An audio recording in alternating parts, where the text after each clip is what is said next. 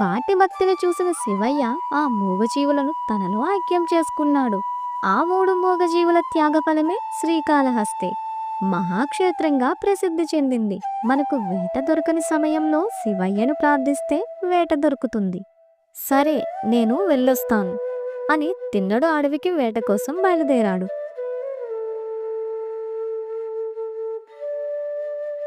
చాలాసేపు వేట కోసం అడవంతా గాలించినా తిన్నడికి వేటాడడానికి ఏ జీవీ కనిపించదు.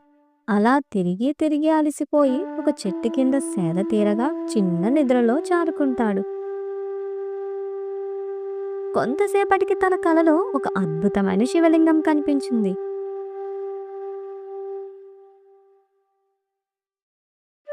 అది చూసి తిన్నడు ఒక్కసారిగా లేచి తన మనసులో, అదేంటి, ఎప్పుడూ లేనిది నా కలలో శివయ్య కనిపించాడు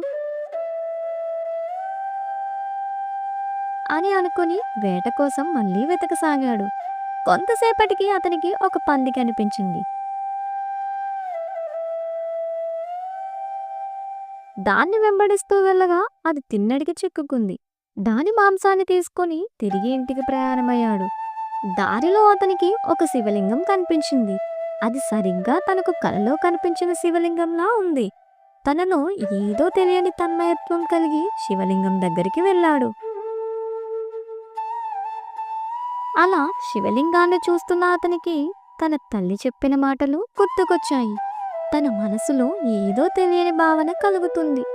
తనకు తెలియకుండానే తనలో ఏదో శక్తి ప్రవహించినట్లు తనకు అనిపించింది. తిన్నడు శివయ్యతో ఇలా మాట్లాడసాగాడు. నీవు ఇక్కడ ఒంటరిగా ఉన్నావు.